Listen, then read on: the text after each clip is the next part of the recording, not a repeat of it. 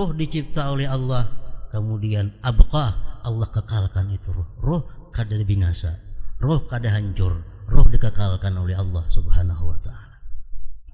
Yang kedelapan, ajbuz zambi. Ajbuz zambi ini adalah sesuatu yang berada di belakang sulbi tiap-tiap manusia. Ada mengatakan itu bentuknya berupa tulang kecil, andaknya di bawah tiap-tiap sulbi manusia. Itu ada dihancurkan oleh Allah. Dalam kubur manusia hancur, kecuali para anbiya dan syuhada. Selain pada itu adalah dihancurkan oleh Allah jasad-jasad manusia ini. Yang tertinggal cuma sampai hari kiamat kayaknya ajbuz zambi, tulang yang kecil yang letaknya di bawah sulbi manusia. Itu kada binasa. Nah, dari situlah kayaknya manusia akan terbit kembali seperti semula. Para muhibbin rahimakumullah, 8 perkara itu adalah makhluk Allah. Makhluk Allah yang diciptanya namun dikehendakinya kekal.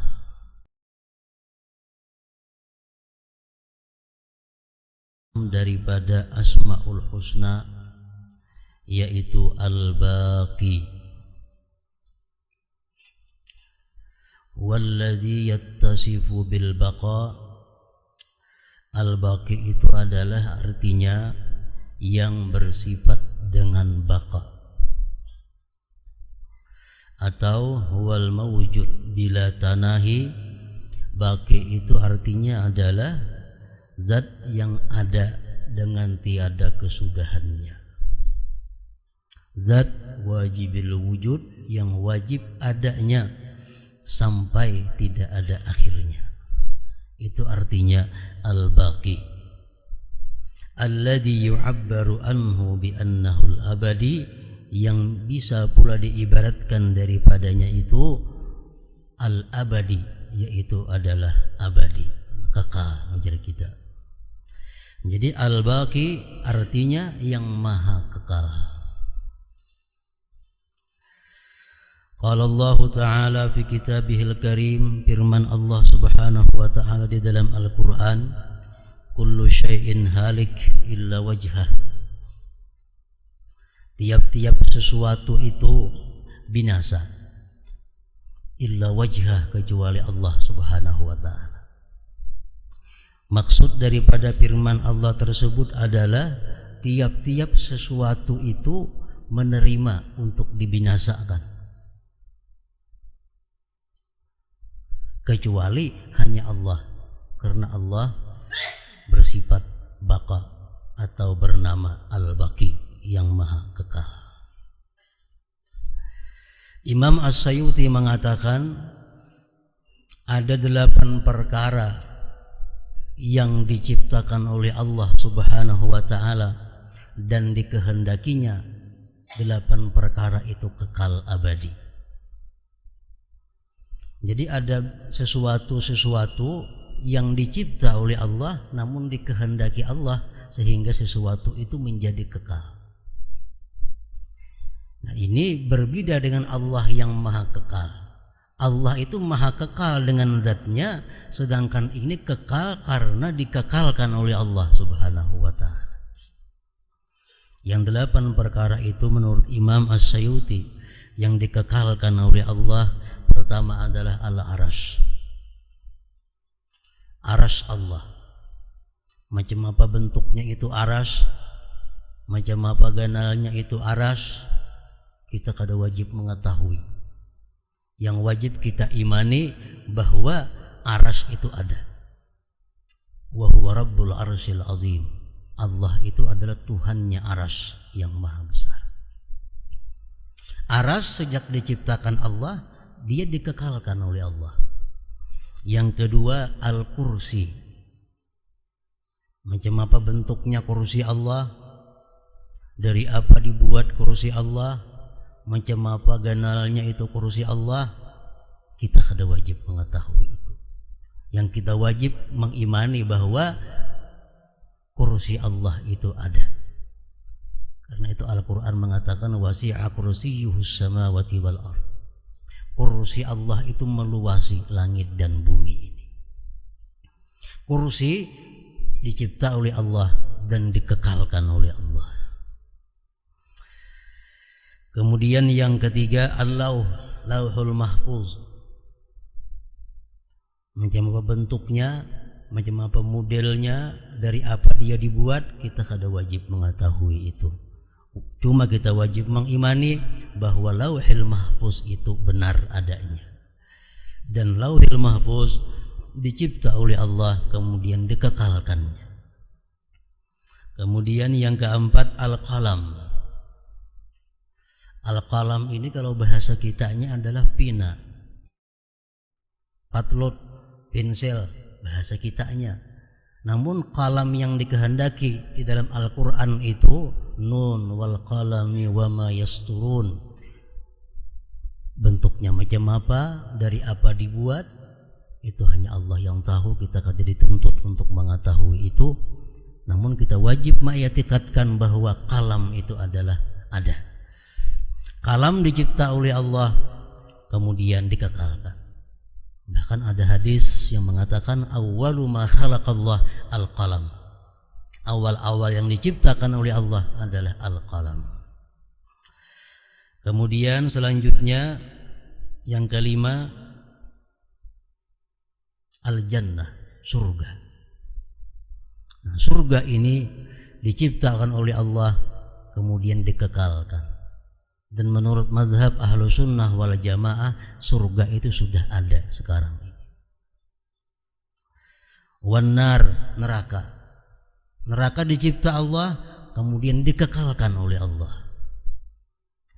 Yang ketujuh, al-arwah, roh.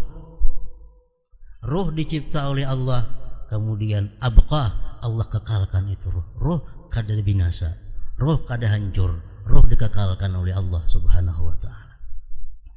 Yang kedelapan, ajbuz zambi. Ajbuz zambi ini adalah sesuatu yang berada di belakang sulbi tiap-tiap manusia. Ada mengatakan itu bentuknya berupa tulang kecil, andaknya di bawah tiap-tiap sulbi manusia. Itu ada dihancurkan oleh Allah. Dalam kubur manusia hancur, kecuali para anbiya dan syuhada. Selain pada itu adalah dihancurkan oleh Allah jasad-jasad manusia ini. Yang tertinggal cuma sampai hari kiamat kayaknya ajbuz zambi, tulang yang kecil yang letaknya di bawah sulbi manusia. Itu kada binasa. Nah, dari situlah kayaknya manusia akan terbit kembali seperti semula. Para muhibbin rahimakumullah, 8 perkara itu adalah makhluk Allah. Makhluk Allah yang diciptanya namun dikehendakinya kekal. Di dalam kitab Tazkirah Al-Qurtubi disebutkan, halaka binafkhatil ula kullu man fis samawati wal ar illa man sya'allah. Begitu Israfil ini meniup sanggakala yang pertama, seluruh makhluk hidup yang ada di bumi dan di langit semuaan halak binasa. Baik jin, baik malaikat, baik manusia, baik apapun yang hidup, begitu sanggakala pertama ditiup, halaka binasa semua. Matian semua. Illa man sya'allah, kecuali ada beberapa orang yang dikehendaki Allah yang luput daripada sanggakala itu. Disebutkan di dalam kitab tersebut, yang tidak mati pada waktu sanggakala pertama ditiup itu pertama Jibril, yang kedua Mikail, yang ketiga malaikat hamalatul aras, malaikat pengawal aras Allah, kemudian Israfil yang tukang tiup, kemudian lagi Israel yang tukang cabut nyawa. Ada beberapa malaikat itu yang masih dikekalkan oleh Allah Subhanahu wa ta'ala. Sesudah Israfil meniup sanggakala pertama, Allah memanggil Israel. Allah bertanya kepada Israel, padahal Allah Maha mengetahui. Ujar Israel, siapa lagi yang belum? Ujar Tuhan kepada Israel, wahai Israel, siapa lagi yang belum mati? Ujar Israel, pertama Jibril, kedua Mikail, ketiga pengawal aras, keempat Israfil, kelima ulun. Ujar Tuhan, wahai Israel, cabut Jibril. Israel pun mencabut nyawa Jibril. Jibril mati. Diperintahkan lagi Israel mencabut Mikail. Mikail pun mati. Diperintahkan Allah lagi Israel mencabut Hamalatul Aras, malaikat pengawal aras.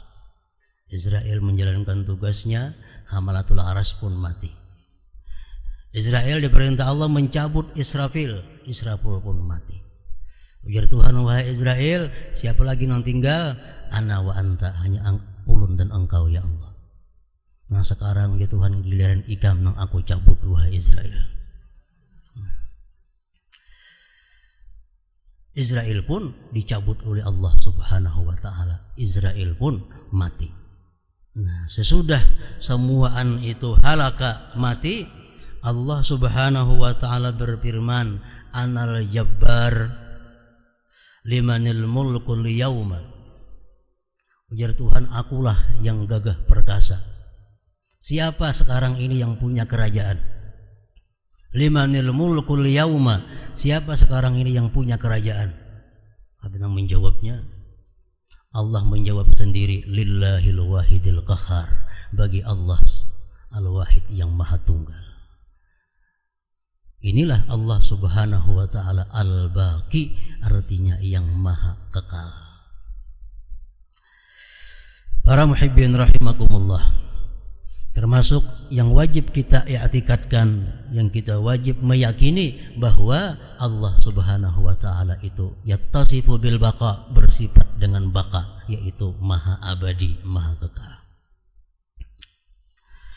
Al-mu'min bismillahil baqi ay yu'siral akhirah 'ala dunya li'annaha khairu wa abqa. Kita sudah beriman kepada Allah bahwa Allah maha kekal. Lalu keimanan tersebut menimbulkan adalah orang yang beriman bahwa Allah itu kekal, dia mengutamakan akhirat daripada dunia, karena akhirat itu lebih baik dan lebih kekal daripada dunia. Itu kalau kita bujur-bujur benar-benar beriman kepada Allah Al-Baqi. Dalam kehidupan sehari-hari yang kita utamakan adalah sesuatu yang abadi, yaitu akhirat. Al-Quran mengatakan khairu wa abqa, akhirat itu lebih baik daripada dunia. Ahli tafsir mengatakan, menurut sepengetahuan yang ada pada mereka, apa-apa kebaikan daripada akhirat itu terhadap dunia. Ujar mereka mengatakan, akhirat itu lazzatuha ghairu mutanahiyah. Kelezatan akhirat itu tidak ada kesudahannya. Dan setiap kali kita menikmati satu kelezatan akhirat, semakin kita nikmati, semakin nikmat, semakin lezat. Kelezatannya kadada habis, kadada hilang. Lain dalam dunia. Dalam dunia kenikmatannya hilang. Bisa inya meninggalkan kita, bisa kita meninggalkan inya.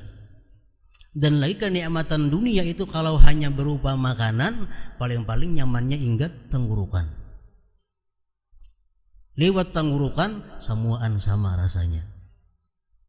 Nah, kalau nikmat akhirat itu kada habis sampai tenggorokan. Kita minum kopi nyaman. Berapa lawas nyamannya? Betul, liur lagi. Nah, kalau akhirat kita minum kopi akhirat, kelezatan itu gairu mutanahiyah, tidak berkesudahan. Pertama itu kebaikan daripada akhirat terhadap dunia. Yang kedua, ghairu masyubah bi'illah, kelezatan di akhirat itu tidak ada bercampur dengan penyakit. Kenikmatan akhirat itu tidak ada efek samping yang negatif artinya. Ayo sekuat-kuatnya di akhirat makan gula kada akan kanap kancing manis. Sekuat-kuatnya di akhirat makan daging nang masin-masin kada bakal darah tinggi. Kenapa? Sebabnya karena di akhirat itu nikmat kelezatan akhirat tidak bercampur bi'illah dengan penyakit. Itu kedua, kebaikan akhirat daripada dunia. Yang ketiga, ghairu muktasabah, tidak diusahai. Begitu kita bergeritik ada. Coba di rumah kita, anak minum kopi, bakiyau siapa dahulu? Mengkeratin dikiyah bisa berulah seorang kopinya, menyerang banyu segala macam. Mereka ada terbalik banyunya. Nah, akhirat kenikmatannya tidak ada diusahai. Begitu kita terlintas dalam hati kita hendak sesuatu, ada. Selanjutnya lagi kenikmatan akhirat itu wairun tizar, tidak ada penantian. Menunggu sekian hari hanya dapat kadada. Begitu kita hendak langsung ada. Nah, itu adalah kebaikan akhirat. Allah mengatakan wal akhiratu khairu laka minal ula. Satu, firman Tuhan ada mengatakan lagi Allah dalam Quran wal akhirah khairu wa abqa. Akhirat lebih baik dan kekal. Nah, para muhibbin rahimakumullah, Rasulullah sallallahu alaihi wasallam bersabda, al-kayyisu man dana nafsahu wa amila lima ba'dal maut. Ujar Nabi kita, orang yang pintar, orang yang cerdik, itu orang yang selalu menghitung dirinya. Pertama, menghitung dirinya. Yang kedua, orang yang pintar itu ujar Nabi adalah orang yang beramal untuk sesudah mati. Artinya untuk akhirat, itu yang orang pintar. Amun kita misal ada perhitungan lawan orang lain, kalau kita pintar, kita mesti menghitung dulu sebelum dihitung oleh orang lain. Nah, demikianlah dalam dunia, ujar Rasulullah, yang pintar itu orang yang menghitung dirinya. Sore hari dia hitung amal perbuatannya sejak pagi apa yang dilakukannya. Bila perbuatan itu baik, dia mengucap alhamdulillah. Bila perbuatan itu merupakan dosa, dia minta ampun, astagfirullah. Nah, itu orang pintar. Nah, kayaknya bisukan dia menghitung lagi dirinya apa yang dia lakukan sejak maghrib sampai pagi. Apa-apa amal ibadah yang dilakukan, apa-apa dosa yang dilakukan, dihitung terlebih dahulu sebelum dihitung oleh Allah Subhanahu wa ta'ala. Hasibu anfusakum qabla an tuhasabu. Kalau orang nang menghitung, sulit kayaknya jadinya. Yang kedua, ujar Nabi, orang pintar itu adalah orang yang beramal untuk sesudah yang mati. Wal amal lima ba'dal maut. Bukan hanya kita menyiapkan kendaraan segan dalam dunia, kita mesti ada kendaraan di akhirat. Jangan hanya kita berisi kebun dalam dunia, tapi kita mesti berisi kebun di akhirat. Jangan hanya berisi rumah dalam dunia, mesti ada berisi rumah di akhirat. Nah, samuan itu adalah pekerjaan sesudah mati. Kenapa kita takut mati? Takutan kita mati. Sebabnya kita di sana kada punya rumah, kita kada berisi kebun, kada berisi kawan, kada berisi pembantu. Nah, orang-orang yang sudah di akhirat tuh punya gedung, punya kendaraan, punya kebun, tidak akan takut mati itu. Kenapa? Karena mereka sudah menyiapkan segala sesuatunya untuk sesudah mati itu. Nah, orang yang pintar, ujar Nabi kita, orang yang beramal untuk sesudah mati. Para muhibbin rahimakumullah, keimanan kepada Al-Baqi, nama Allah yang maha kekal, bahwa kita mengutama akan akhirat terhadap dunia karena akhirat lebih baik dan kekal. Allah Subhanahu wa ta'ala di dalam Al-Quran menjelaskan apa-apa yang mesti kita persiapkan untuk sesudah kematian. Firman Allah, qad aflaha man tazakka wa dzakara asma rabbih fa shalla bal tu'thiruna al-hayata ad-dunya wal akhiratu khairu wa abqa. Sungguh beruntung, ujar Tuhan. Bila Tuhan itu mengatakan beruntung, ya sudah, walaupun sedunia orang mengatakan kita rugi, lebih bernilai penilaian Allah. Sungguh beruntung orang-orang yang membersihkan dirinya. Kemudian wa dzakara asma rabbih, dan orang-orang yang berzikir kepada Tuhannya. Maksudnya orang-orang yang memperhiasi dirinya dengan segala sifat kebaikan. Fasalla, dan dia beribadah kepada Allah Subhanahu wa taala. Itu yang beruntung. Bal tu'thirunal hayatad dunya, tetapi kalian mengutamakan dunia. Sehingga jadi kada beruntung. Bal tu'thirunal hayatad dunya wal akhiratu khairu wa abqa, padahal akhirat itu lebih baik dan lebih kekal. Nah, dalam ayat itu oleh ulama tafsir disimpulkan ada 3 perkara. Pertama, kita dituntut membersihkan diri. Yang kedua, memperhiasi diri. Yang ketiga, melakukan ibadah kepada Allah Subhanahu wa taala. Itulah orang-orang yang beriman sepenuhnya kepada nama Allah Al-Baqi, itu yang maha kekal. Para muhibbin rahimakumullah, dari apa diri kita dibersihkan? Dari sifat apa diri kita dibersihkan, dan dengan sifat apa diri kita diperhiasi? Ulama-ulama tasawuf mengatakan ada 7 sifat pokok yang diri kita mesti dibersihkan dari yang demikian.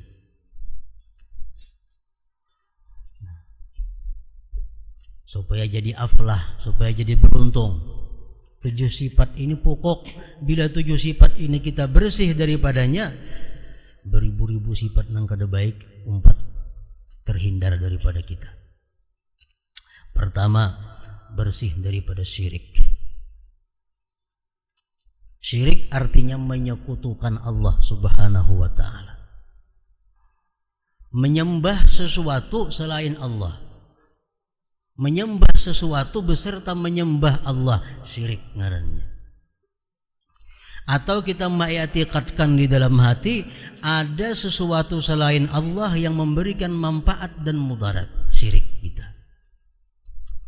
Atau kita mengiktikadkan dalam hati ada sesuatu bersama-sama Allah yang bisa memberikan manfaat dan mudarat, syirik kita.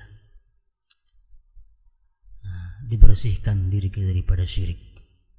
Termasuk syirik lagi adalah kita mencintai seseorang musyrik karena syiriknya.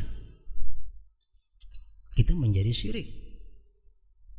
Kita mencintai seseorang musyrik karena kesyirikannya. Kalau kita mencintai orang musyrik karena dia suka memberi makan, karena dia suka membantu aku, lalu kita sayang kepada orang musyrik, itu lain kisahnya. Ini kita katuju kepada si musyrik itu karena kesyirikannya. Nah, kita jadi syirik. Kita menjadi syirik.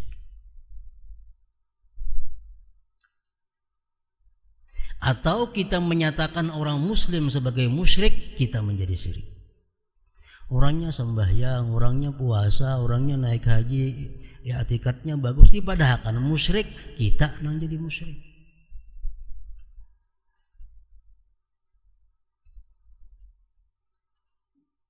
Dan termasuk juga tadi kita menjadi syirik kalau kita senang, kita cinta kepada syirik, walaupun kita kadang menyekutukan Allah. Makanya oleh para ulama disebutkan kalau ada orang yang hendak masuk Islam, kita mesti segera menalkinkannya 2 kalimat syahadat. Rahatan makan, ampih makan. Rahatan sembahyang sunat, babatal sembahyang sunat. Kalau ada orang hendak masuk Islam. Kenapa? Karena kalau kita memperlambat berarti kita ridha dengan kesyirikannya, itu berbahaya. Di kampung ada orang hendak masuk Islam, lah kasih Islam makan, bacakan 2 kalimat syahadat, jangan mahadang dibawa ke situ kamari. Mau dibawa ke Banjar, dibawa ke Barabaya, ke Kuta, kalau ada tuan guru, kada sarana. Ada orang mengatuk, ngapa? Orang Islam sini baca 2 kalimat syahadat. Nah, dintu maka jangan diberi waktu untuk berlambat-lambat dia di dalam kemusyrikan, itu membahayakan akidah kita. Apalagi kita menyuruhnya berpikir, nambah Islam nah, kan pikiran dulu baik-baik, nah kita jadi musyrik nih toh. Nah, kita jadi musyrik. Kenapa? Karena kita kadang mengakui kejahatan itu syirik. Jadi banyak hal yang membuat kita ini menjadi syirik. Kita mengetikatkan keampuhan satu obat. Obat ini ampuh luar biasa. Orang yang lumpuh jadi buka. Kita kada ingat bahwa itu adalah perbuatan Allah. Kada terasa kita bisa tergelincir kepada syirik. Nah, yang pertama diri kita dibersihkan daripada syirik ini. Risikonya syirik ini adalah innahu may yusyrik billah faqad harramallahu alaihi al-jannah wa ma'wahu an-nar. Orang-orang yang syirik dengan Allah, Allah haramkan dia masuk surga dan tempatnya adalah di neraka. Itu syirik. Allah tidak mengampuni syirik dan Allah hanya mengampuni selain syirik bagi orang-orang yang dia kehendaki. Jadi kalau kita menyekutukan Allah, kita tidak bakal diampuni Allah. Kada akan bakal mendapat anugerah maghfirah, ampunan dari Allah. Kalau orang berdosa nang apa haja ganalnya, di akhirat kaina ada harapan diampuni Allah berkat syafaat nabi kita, syafaat orang-orang saleh, syafaat guru-guru kita. Kalau syirik kada bisa diampuni oleh Allah Subhanahu wa taala. Tugas kita pertama membersihkan diri kita daripada syirik ini. Yang kedua, tazakka. Beruntung orang yang membersihkan diri daripada apa? Daripada riya. Riya ini asyirkul asghar, syirik kecil. Syirik tapi halus. Dalam kitab Al-Kabair disebutkan di sana bahwa di akhirat nanti di tengah-tengah mahsyar, di tengah-tengah manusia, orang-orang yang riya itu dipanggil sebagai ya mukhadi', hai orang yang penipu. Ya fajir, hai orang yang durjana. Macam-macam panggilan yang kada baik kepada orang yang riya. Riya artinya adalah beribadah kepada Allah tapi tujuannya bukan Allah. Seorang laki-laki datang kepada Rasulullah sallallahu alaihi wasallam. Laki-laki ini bertanya, "Wahai Rasulullah, man najah?" Apa keselamatan itu wahai Rasulullah? Kayak apa supaya selamat artinya? Rasulullah menjawab, "An la tukhadi Allah." Engkau jangan sekali-kali menipu Allah. Ujar laki-laki, "Wa kayfa yukhada Allah?" Bagaimana Allah itu bisa ditipu? Rasulullah menjawab, "Anta amala amalan amarakallahu wa rasuluh wa turidu bihi ghaira wajhillah." Engkau beramal sesuatu amalan yang diperintah Allah dan Rasul, tapi engkau menghendaki selain Allah. Itu ngarannya menipu Allah, riya. Sembahyang itu perintah Allah, tapi hatinya bukan untuk Allah. Sedekah itu perintah Allah. Perintah Allah bersedekah, tapi tujuannya sedekah itu bukan karena Allah, tapi untuk sesuatu selain Allah. Nah ini riya, ini yang paling berat. Asyirkul aswar, syirik kecil. Yang ketiga, ujub. Bersihkanlah diri kita daripada ujub. Ujub ini artinya apa? Melihat kemuliaan diri, melihat kebersihan diri, melihat kebaikan diri, lupa kepada Allah yang memberikan semua itu. Nah ini ujub artinya. Aku sembahyang, aku puasa, aku membaca Quran, aku bersedekah, aku macam-macam disembati umpamanya. Lupa bahwa itu kita bisa melakukan itu adalah pemberian Allah. Itu ujub namanya. Ujub ini bahayanya apa? Orang yang ujub ini bisa didatangi idlal. Idlal ini adalah orang yang merasa punya jasa di sisi Allah. Idlal. Contohnya orang idlal itu adalah Kalau dia berdoa kepada Allah, Allah kadang mengabulkan doanya, inya heran. Oh, kenapa Allah kadang mengabulkan doaku? Maka aku tadi sembahyang, aku puasa. Si pulang tuh kenapa kabul? Makanya pada sembahyang ada kekaruan. Nah ini idlal. Kalau dia berdoa kepada Allah, Allah kadang mengabulkan, dia merasa heran. Kenapa Tuhan kadang mengabulkan doaku? Maka aku sudah baik. Nah ini itu akibat daripada ujub. Itu paling berbahaya. Merasa Allah tak hutang lawan dirinya. Padahal inya lupa bahwa dia sembahyang, dia berdoa, dia membaca Quran, itu bisa dilakukannya adalah berkat pertolongan Allah Subhanahu wa taala. Nah, ujub itu melupakan demikian. Timbul keaku-akuan jadinya. Yang keempat yang wajib dibersihkan untuk menjadi beruntung, aflaha man tazakka, adalah al-kibir, sombong. Sombong ini bukan orang yang berpakaian mahal. Sombong bukan orang yang berkendaraan mewah. Sombong bukan orang yang makan makanan yang lezat-lezat. Sombong bukan orang yang punya rumah mewah dan besar. Sombong itu adalah artinya orang yang tardul haq wa ghamsun nas. Dia menolak kebenaran dan menganggap orang lain lebih rendah daripadanya. Itu sombong. Itu compang camping baju, rumah gubuk, sepeda buruk, tapi merasa lebih mulia aku daripada yang lainnya. Sombong ngarannya. Sombong. Rumah buruk, sepeda rio-rio, tapi dalam hatinya aku lebih mulia daripada orang lain. Ini sombong ngarannya. Wajib kita hindarkan sifat sombong itu. Yang kelima adalah tamak. Tamak. Tamak ini hendak tarus artinya. Hendak tarus. Selalu kada cukup. Hari ini payu 500.000 kurang. Isuk payu 1 juta masih kurang.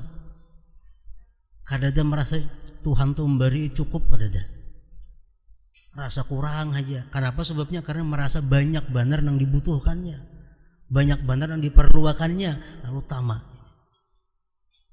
Rasulullah bersabda, "Law kana libni Adam wadiyan min zahab labtagha lahu ma thalitha wa la yamla'u yawfa ibni Adam illa turab aw yatubullah ala man taba." Jikalau ada manusia itu mempunyai 2 lembah daripada emas, niscaya hendak 3. Orang bisi toko sebuah pasti hendak 2. Nang bisi 2 hendak 3 buah toko. Nang 3 buah toko pasti hendak 4. Nah 4 buah sapasaran nang ditukarinya. Itu sifat manusia. Tamak nang ada pada diri manusia. Dan tidak bisa memenuhi akan manusia itu kecuali tanah. Bila sudah mati hanya nyampe. Nah, dari tamak inilah timbulnya orang mencuri. Dari tamak timbulnya merampok. Dari tamak timbulnya menipu. Dari tamak timbul mengurangi takaran ukuran. Dari tamak timbulnya orang-orang pejabat itu korupsi. Semuaan akibat daripada tamak, sifat yang kada baik. Yang keenam yang wajib dibersihkan adalah al-hasad. Ini maksiat-maksiat nang tuha-tuha. Takabur itu maksiatnya iblis. Tamak maksiatnya Nabi Adam dalam surga. Seluruh surga boleh dinikmati kecuali sebuting aja nang kada boleh. Ya Tuhan hendak ngerasain nang sebuting nang kada boleh itu. Itu ngarannya adalah tamak. Nang ketiga hasad. Ini maksiat paling tuha. Dengki. Dengkinya Qabil kepada Habil. Al-hasad ya'kulul hasanat kama ta'kulun narul hatab. Kedengkian yang ada pada diri kita itu memakan kebajikan yang ada pada kita, seperti memakannya api terhadap kayu yang kering. Kenapa? Sebabnya dengki ini begitu besar dalam pandangan Allah. Orang dengki itu satu, tidak ridha dengan pembagian Allah. Ini beratnya. Kalau kita ada dengki, apa arti dengki? Kita keberatan orang lain dapat nikmat. Mudahan hilang nikmat daripada inya. Nah itu sudah termasuk dengki. Satu kadar ridha pembagian Allah. Yang kedua, orang yang dengki ini pasti menyambati orang yang didengkinya, mau kada mau. Yang ketiga, orang yang dengki pasti mencari kesalahan-kesalahan orang yang didengkinya. Yang keempat, orang yang dengki pasti mengumumkan kejelekan-kejelekan orang yang didengkinya. Yang kelima, orang yang dengki itu selalu gembira bila orang yang didengkinya dapat bala atau musibah. Nah, semua itu sifat yang kada baik. Makanya satu kedengkian memakan amal kebajikan kita, karena yang ditimbulkannya berbagai macam dampak yang kada baik. Yang terakhir, yang ketujuh, al-amnu min makrillah. Kita merasa aman daripada perdayanya Allah Subhanahu wa taala. Al-Qur'an mengatakan, afa aminu makrallah fala ya'manu makrallah illal qaumul khasirun. Apakah mereka itu merasa aman terhadap perdaya Allah? Tidak merasa aman terhadap perdaya Allah kecuali orang-orang yang rugi. Kita merasa bahwa kita ini disayang Allah, hati-hati. Kita merasa bahwa kita ini dapat nikmat daripada Allah karena disayanginya, jangan sampai terperdaya dengan demikian. Nikmat yang Allah berikan kepada kita itu, bila kita anggap ini adalah berkat sesuatu amal kita, bila ini sesuatu daripada doa kita, membahayakan kita. Setiap nikmat yang datang kepada kita itu mesti diwaspadai, jangan sampai tergelincir dengan nikmat ini. Itu merasa aman, merasa mati sudah husnul khatimah, merasa sudah bisa menjawab munkar nakir, merasa lulus kena dihisab, sudah merasa kita bisa melewati siratal mustaqim, merasa masuk surga bersama Nabi kita. Nah, perasaan-perasaan seperti itu adalah aman, merasa aman. Ini sangat dilarang. Nang disuruh sebaliknya, takut terhadap perdaya Allah. Aku ini hari ini beramal, baca berusaha kan esok aku kada kayak apa. Hari ini aku berzikir, berusaha kena hendak mati aku lupa dengan zikir macam apa. Nah, perasaan macam itu mestinya jangan merasa aman daripada perdaya Allah Subhanahu wa taala. Afa aminu makrallah fala ya'manu makrallah illal qaumul khasirun. Nah, 7 sifat ini yang wajib kita buang apabila kita hendak termasuk dalam firman Tuhan, qad aflaha man tazakka wa dzakara isma rabbih fasalla. Para muhibbin rahimakumullah, merasa aman terhadap perdaya Allah menyebabkan kulir beribadah. Akibatnya menunda-nunda tobat, menunda-nunda sembahyang malam. Kayaknya sudah tuh aja aku beribadah, umur sudah 60 sudah tuh aja apabila lagi. Itu akibat apa? Merasa aman daripada perdaya Allah. Menunda segala kebaikan itu akibat merasa aman daripada perdaya Allah. Kalau orang yang takut terhadap perdaya Allah, sekecil apapun nikmat yang datang kepadanya, ini waspada. Ini nikmat Tuhan datang hari ini. Jangan-jangan nikmat ini bisa membahayakan aku. Nah, itu disuruh kita macam itu. Jangan merasa aman daripada perdaya Allah Subhanahu wa taala. Nah, para muhibbin rahimakumullah. Nah, sesudah kita selesai daripada 7 macam sifat yang dibuangi tadi, hanya kita pakaiani dengan yang baik-baik, hanya beribadah kepada Allah Subhanahu wa taala.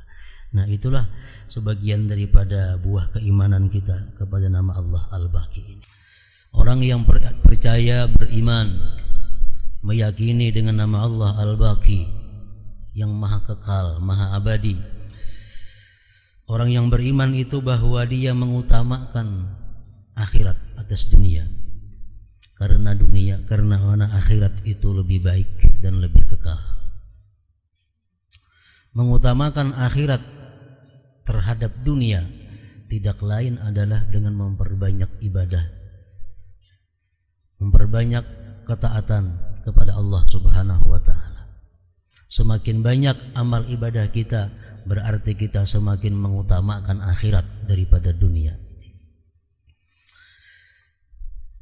Namun ibadah yang banyak kita lakukan, ibadah mulai dari sembahyang, puasa, membaca Al-Quran dan sebagainya, yang kita lakukan itu akan tidak begitu berarti di sisi Allah Subhanahu wa ta'ala, akan tidak begitu bernilai di sisi Allah apabila kita ini masih mempunyai diri yang kotor, kita masih tidak berpakaian dengan pakaian yang bagus, pakaian yang indah.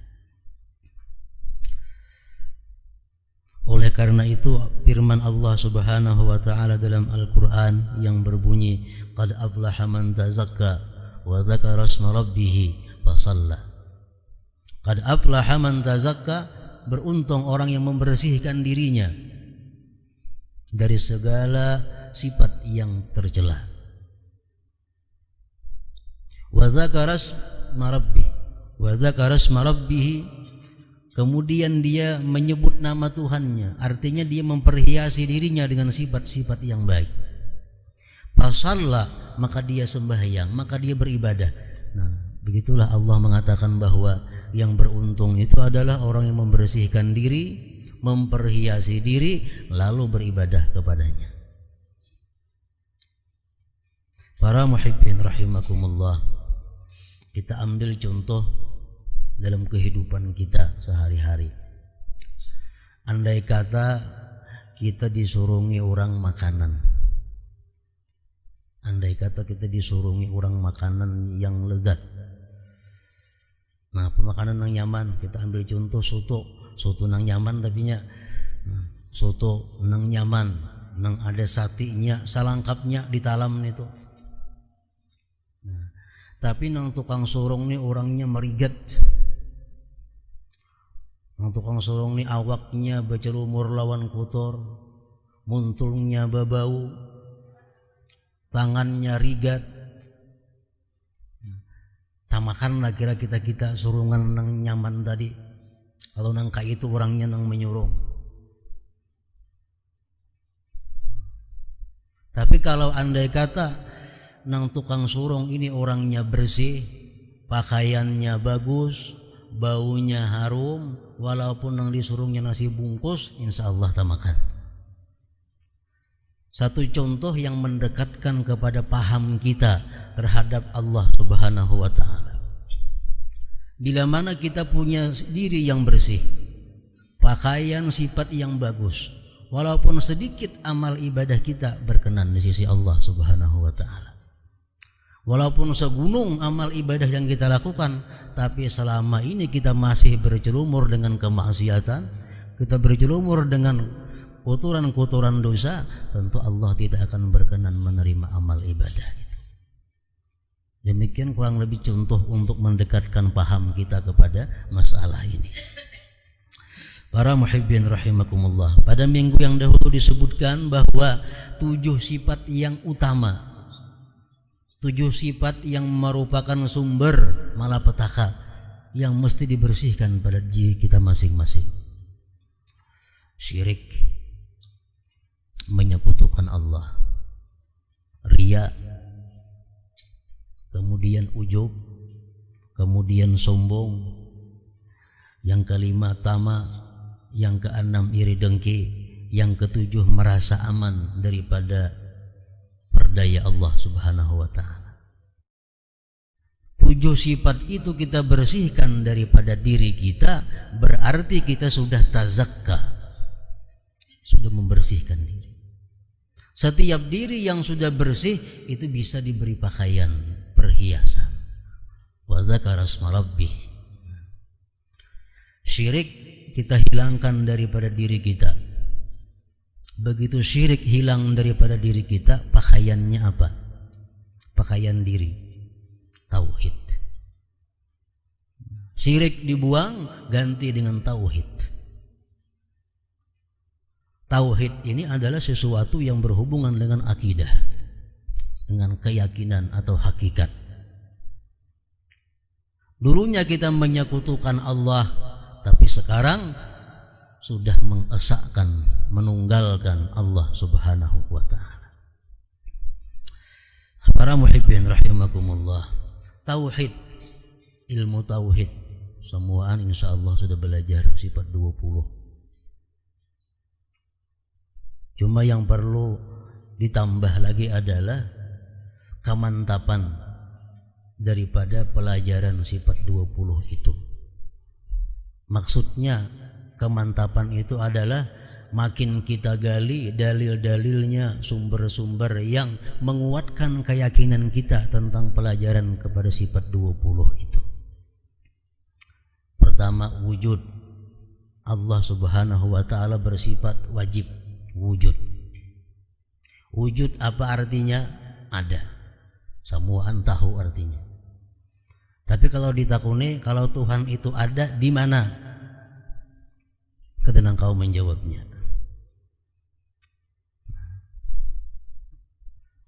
Tuhan wajib ada. Itu dalam ilmu tauhid. Kalau ada orang bertakun lawan kita, kalau Tuhan itu ada di mana adanya? Supaya kawa diterima oleh akal. Mungkin kita bertanya dengan diri kita sendiri, Allah Ta'ala itu ada, tapi di mana adanya? Nyaman didatangi. Semacam pertanyaan kita. Mungkin timbul pertanyaan, Allah Ta'ala itu ada, apabila adanya? Nah, ini jawaban-jawaban seperti itu perlu kita cari untuk memantapkan tauhid kita ini. Para muhibbin rahimakumullah, Imam Ali pernah mengatakan, beliau ditanya orang, wahai Imam, kalau engkau mengatakan Allah itu ada, di mana? Beliau menjawab, ujar Imam Ali, kalau engkau bertanya di mana Allah, berarti engkau bertanya di mana tempatnya Allah. Ngaran tempat itu berapa buting? Atas, bawah, kiri, kanan, muka, belakang. Ada lain badan itu. Bila ada atas ke bawah tuh. Bawah, kiri, kanan, muka, belakang. Di bawah apa? Bawah langit umpamanya. Di atas langit, di kiri bulan, di kanan bulan, muka matahari. Nah, pasti ada macam itunya. Bila kita bertanya di mana Allah, berarti kita bertanya tempat Allah.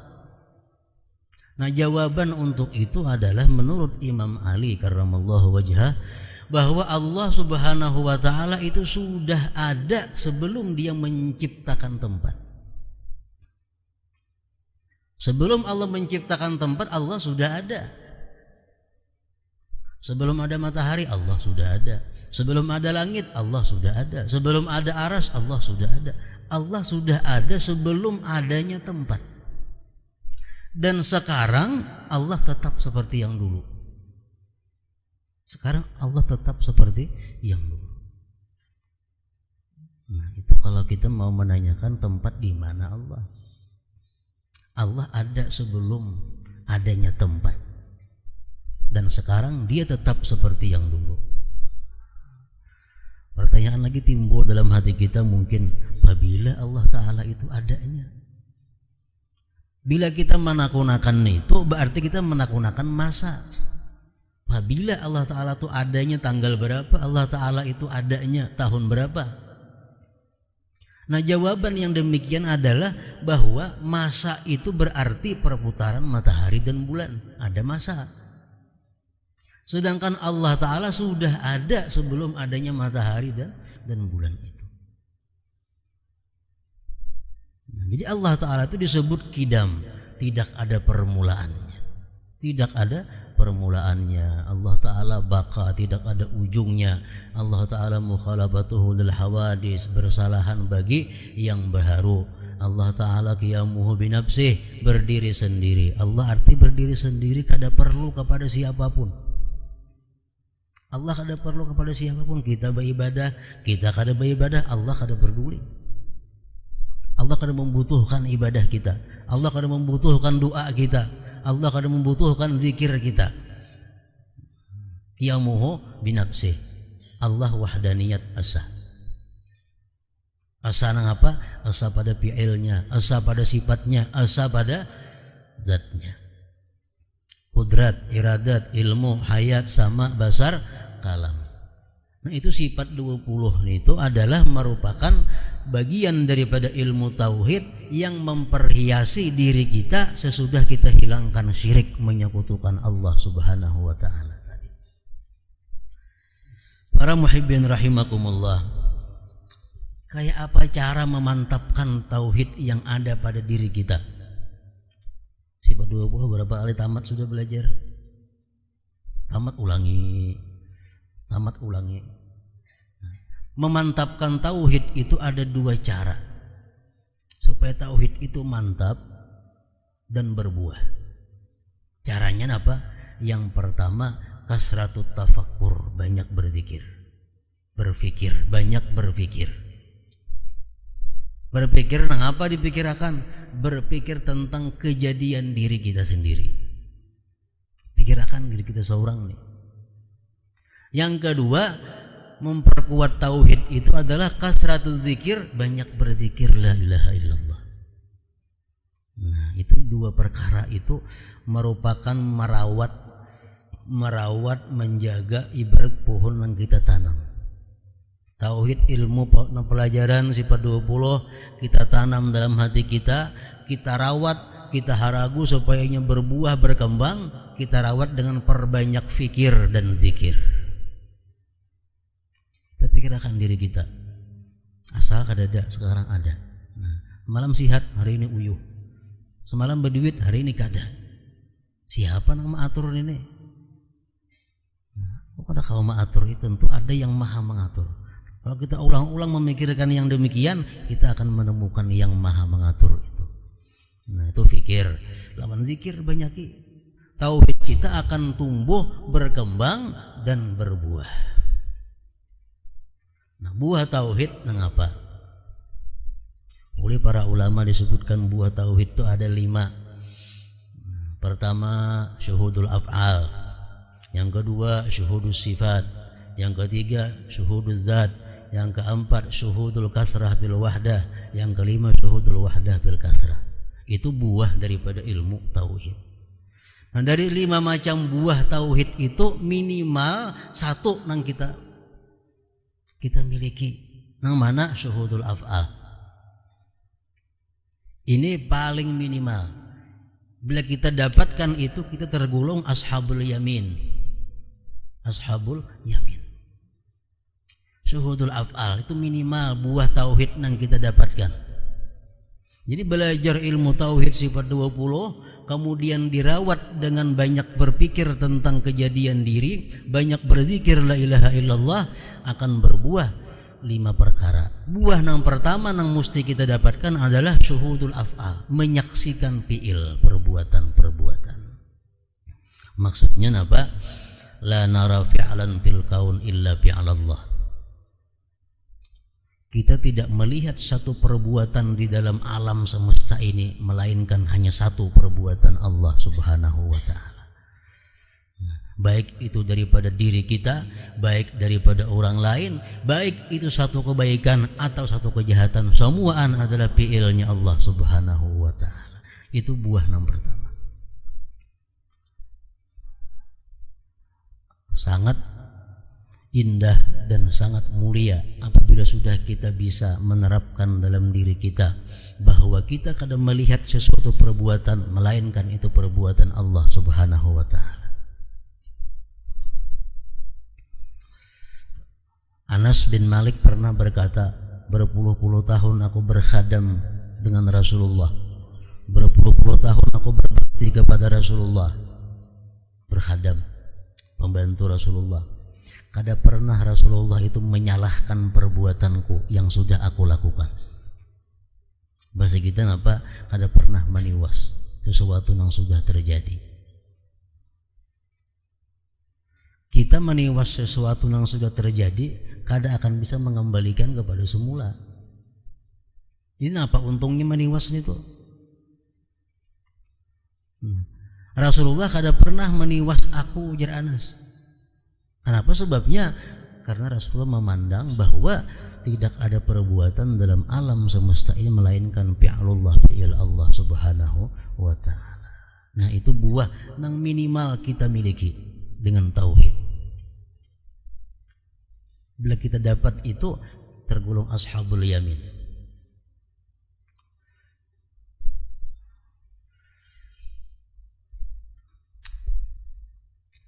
Pertama tadi tauhid. Nah, sudah buah pertama itu kita dapat, otomatis buah-buah berikutnya akan dirasakan kepada kita oleh Allah Subhanahu wa taala. Secara bertahap kita melihat sesuatu, ada perbuatan, itu adalah perbuatan daripada Allah Subhanahu wa taala. Baik itu benda mati atau benda hidup, kita ingat kepada Allah Subhanahu wa taala. Itu perhiasan diri.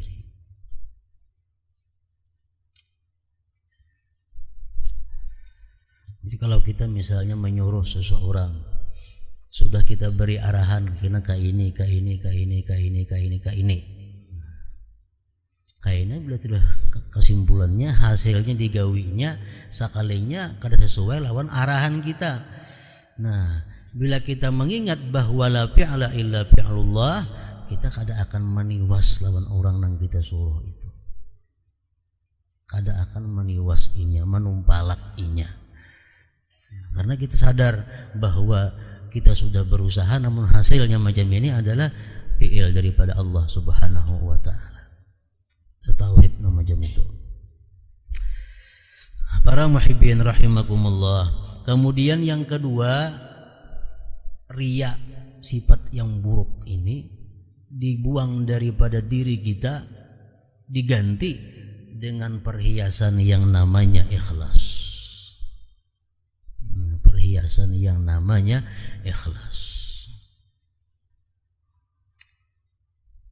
Firman Allah Subhanahu wa taala dalam surat Al-Kahfi, "Faman kana yarju liqa'a rabbih falyamal 'amalan shalihan wa la yusyrik bi'ibadati rabbih ahada." Jadi Tuhan, siapa hendak berjumpa denganku di akhirat nantinya, hendak berjumpa denganku, hendaklah dia beramal saleh dan tidak menyekutukan dengan ibadah itu kepada seseorang jiwa pun. Artinya ibadahnya murni ikhlas karena Allah. Itu modal untuk dapat berjumpa dengan Allah Subhanahu wa taala. Hadis kudusi mengatakan, al-ikhlas sirrun min sirri istauda'tuhu qalba man ahbabtu min ibadi. Ujar Tuhan dalam hadis kudusi ini, ikhlas itu adalah satu rahasia daripada rahasiaku yang aku berikan, aku letakkan dalam hati hamba-hambaku yang kucintai. Rasulullah bersabda, akhlisil amal yujzika minhul qalil.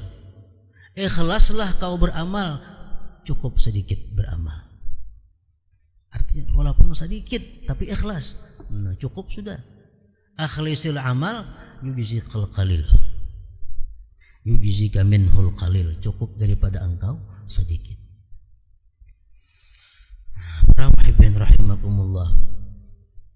Riya secara ringkas, kita beribadah kepada Allah didorong oleh sesuatu yang tidak disukai oleh Allah Subhanahu wa taala.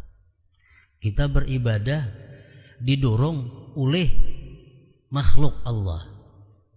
Kita beribadah karena sesuatu makhluk Allah. Itu ngarannya adalah riya. Memberi orang tujuan supaya dipuji orang, itu riya. Memberi orang tujuan supaya dipilih orang, riya. Maubati orang tujuan supaya dicintai orang adalah riya. Apapun ibadah bila motivasinya, tujuannya itu bukan karena Allah, ngarannya adalah riya. Itu kita buangi, kita ganti dengan ikhlas. Nah, ikhlas ini adalah artinya kita beramal ibadah sesuatu tidak ada yang mendorong kita selain karena Allah. Kenapa membaca Quran? Tujuannya kada lain hendak mendekatkan diri kepada Allah. Kenapa membaca zikir? Kada lain karena menjalankan perintah Allah. Itu ikhlas. Nah, walaupun sekali berzikir tapi ikhlas macam itu, yujzika minhul qalil, ujar Nabi, cukup daripada engkau. Apalagi banyak beribu-ribu zikir sekali.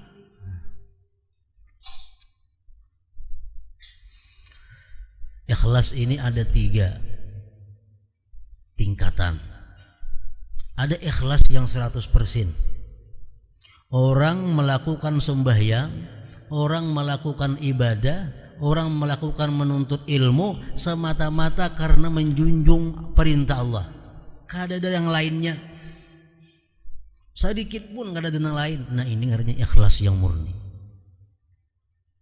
Bangun malam sembahyang tahajud. Kenapa garang maka kapingin sembahyang tahajud malam? Kenapa tergerak maka hendak sembahyang tahajud malam? Kenapa? Karena Al-Quran menyuruh, Allah menyuruh, Allah cinta orang yang tahajud. Jadi aku tahajud tujuan tahajud, tujuan lain kadada. Nah, itu artinya ikhlas. Itu adalah ikhlas. Jadi ikhlasnya hubungannya dengan ibadah. Kenapa membaca Quran? Kenapa menuntut ilmu? Kenapa ke majelis taklim?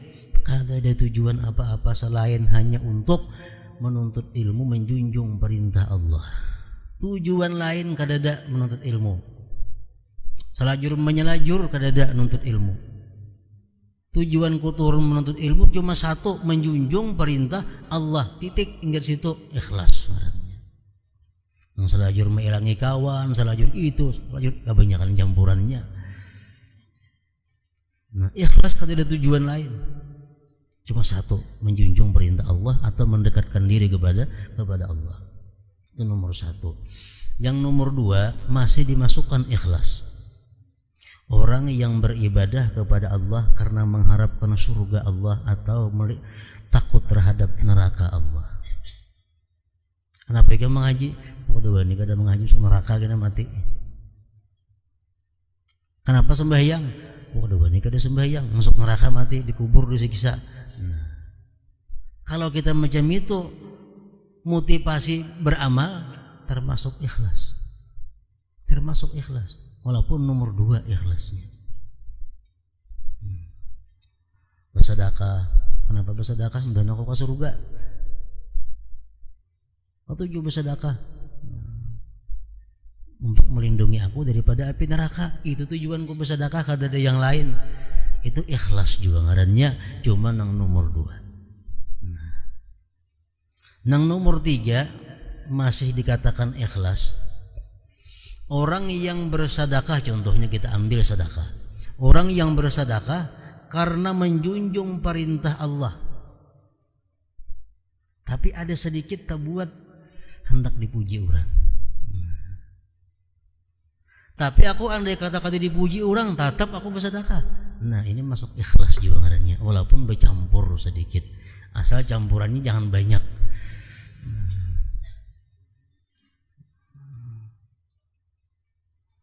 Jadi bisa dimaafkan itu hanya kalau untuk sekedar menggairahkan. Bisa dimaafkan kalau hanya sekedar untuk meringankan. Tapi kada dimaafkan bila untuk melakukan. Tahun ini naik haji, selajur aku membawa jamu, di situ payu jamu. Tapi andai kata aku kada membawa jamu, tetap aku naik haji juga. Nah, ini ikhlas kada? Ikhlas. Tapi bercampur sedikit, masih dimaafkan menurut Al-Imam Al-Ghazali. Nah, jadi sedikit ada bercampur. Tapi kalau campurannya ini sama banyaknya, itu ikhlas. Kadang ngarannya riya kada, draw. Berpahala kada, berdosa kada. Sama 50%, 50%. Nah, kalau banyak nang kada baik daripada Allah, itu hanya disebut adalah riya. Nah, itu dosa yang didapat, bukan pahala daripada ibadah yang ia lakukan. Contohnya umpamanya seorang bini-bini. Bini-bini ini menutup aurat, berjilbab, kita ambil contoh. Kenapa yang berjilbab? Perintah agama. Perintah agama. Berarti ini ikhlas.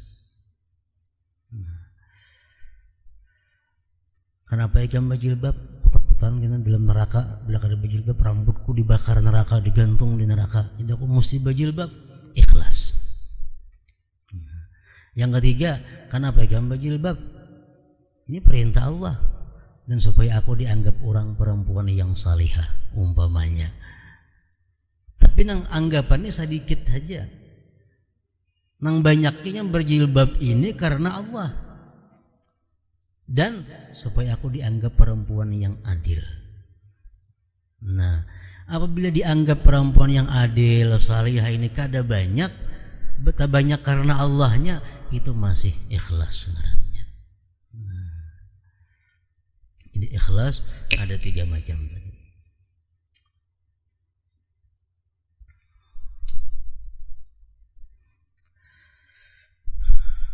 Sesudah sifat riya dihilangkan daripada diri kita, gantinya adalah ikhlas. Kalau kita sudah beramal ibadah ini, kita bertauhid, nang mantap berbuah tadi tauhidnya, dan lagi ikhlas, itu semuaan adalah perhiasan-perhiasan kita. Yang ketiga, sifat nang kada baik nang dibuang daripada diri kita adalah ujub. Ujub itu apa artinya? Merasakan bahwa ibadah yang kulakukan ini, merasakan bahwa kepintaran yang ada pada diriku ini terbit daripada diri sendiri, lupa bahwa itu anugerah Allah. Itu ngarannya adalah ujub.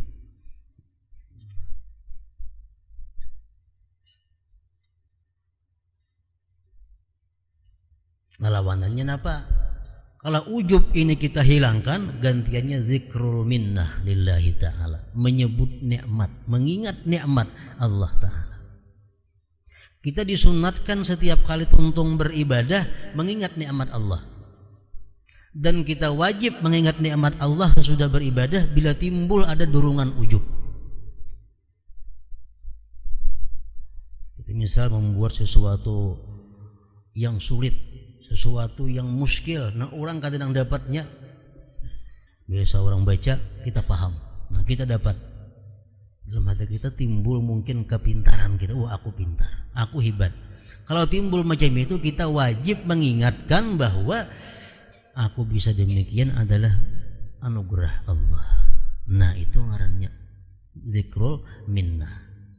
Bila dorongan ujub tu kadada, sesudah kita melakukan ibadah, sunat kita menyebut, mengingat nikmat Allah yang ada pada diri kita. Itu zikrul minnah. Hati kita kadang-kadang merasa mungkin sesudah beribadah kita merasa jadi orang yang bersih. Sudah kita tuntung beribadah semalaman, subuh mungkin merasa orang yang bersih. Nah, saat itu kita wajib mengingat bahwa kita bisa beribadah itu karena ditolong Allah, supaya jangan jadi orang yang menganggap dirinya bersih. Dalam kitab Sirajut Talibin disebutkan satu cerita. Orang dahulu beribadah 70 tahun di dalam guha. Pekerjaan dunia kada ada, ibadah melulu 70 tahun. Satu hari ini si abid berdoa kepada Allah, berdoa lawan Tuhan. Untung berdoa, doanya kada kabul. Doanya kada kabul, kada diterima Allah. Begitu doanya kada kabul, si abid ini sakit hati. Sakitnya aku hati, doa aku kada dikabulkan Tuhan. Barangkali aku ini masih kotor. Barangkali aku ini masih hina di sisi Allah. Barangkali aku masih banyak dosa daripada kebaikanku. Itulah sebabnya doa aku kata dikabulkan Allah. Mengakui demikian, Allah turunkan malaikat dalam bentuk laki-laki kepada si abid tadi. Malaikat itu berkata, wahai abid, bahwa perasaan ikam yang demikian tadi lebih baik daripada ibadah kamu yang 70 tahun itu. Menyadari begitu doanya kada kabul, dia sadar, wah aku sakit hati, doa aku ini kada kabul. Barangkali aku ini masih banyak dosa di sisi Allah, masih banyak salahnya di sisi Allah, masih kotor di sisi Allah. Nah, beberapa detik yang demikian lebih utama di sisi Allah daripada ibadah yang 70 tahun itu. Makanya ada hadis yang mengatakan tafakkuru sa'ah khairun min ibadah 70 sanah atau kama qala. Tafakkur sesaat itu bisa lebih mulia daripada ibadah 70 tahun. Kita pakur macam tadi. Tiap hari kita beribadah, kadang mengingat nikmat-nikmat Allah. Tiap hari kita beribadah, kadang-kadang kita merasa kekurangan diri, kadang-kadang merasa kekotoran diri. Atau saat kita merenung, atau saat kita duduk tafakur, kita rasakan kekurangan kita, rasakan dosa-dosa kita. Nah, perasaan yang satu matni itu lebih afdal daripada ibadah-ibadah nang kada ada tafakurnya.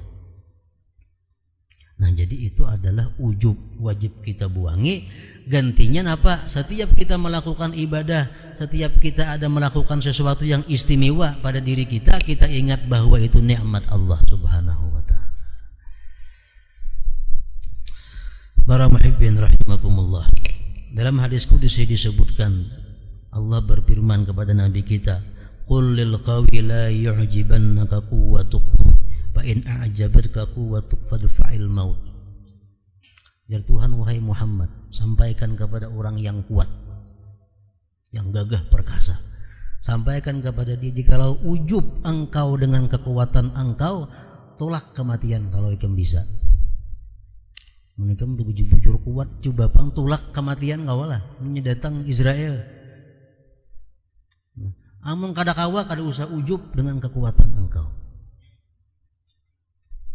Wa qul lil alim la yu'jibannaka ilmuk fa in a'jabaka ilmuk fa akhbirni mata ajaluk. Katakan kepada orang-orang yang cerdik, pandai, yang alim, janganlah kamu ujub dengan ilmu kamu. Jangan merasa bangga dengan ilmu kamu. Kalau kamu merasa pintar, merasa alim, kabarkan kepadaku tanggal berapa ikam mati. Tahulah apabila kita mati. Orang pintar pasti tahu. Nah, berarti kada pintar kita. Wa qul lil ghani la yu'jibannaka maluka wa ghinak fa in a'jabak fa at'im khalaqi ghadaan wahida. Katakan kepada orang-orang kaya, jangan ujub dengan kekayaan yang ada pada engkau. Kalau engkau merasa ujub dengan kekayaan engkau, coba beri makani seluruh makhluk. Sehari aja, sekali makan pagi sangguplah. Siapa yang sugih-sugih ini merasa hebat dengan kesugihannya, sangguplah beri makani seluruh dunia sekali makan aja. Terima habis harta yang ada. Nah, jadi kunci daripada menghilangkan ujub di dalam diri kita ini adalah mengingat nikmat Allah Subhanahu wa ta'ala. Orang nang bungas, orang nang alim, orang nang kaya, orang nang kuat, orang nang ahli ibadah, itu mudah didatangi oleh merasa ujub itu. Nah, orang nang bungas begitu baca rabbin, bungasnya aku di hati nih. Umpamanya nakasih ingat, ini adalah nikmat Allah Subhanahu wa ta'ala. Ini ampun Tuhan, ini pemberian Tuhan supaya kada ujub. Orang nang pintar begitu membaca buku, membaca kitab nang alih-alih dapat, bah aku pintar. Nakasih ingat bahwa kepintaran itu adalah anugerah Allah Subhanahu wa ta'ala. Itu memakayani diri dengan sifat yang terpuji. Nah, para muhibbin rahimakumullah, mudah-mudahan Allah Subhanahu wa ta'ala memberikan kita kekuatan, selalu perlindungan daripada segala sesuatu yang menjauhkan daripadanya.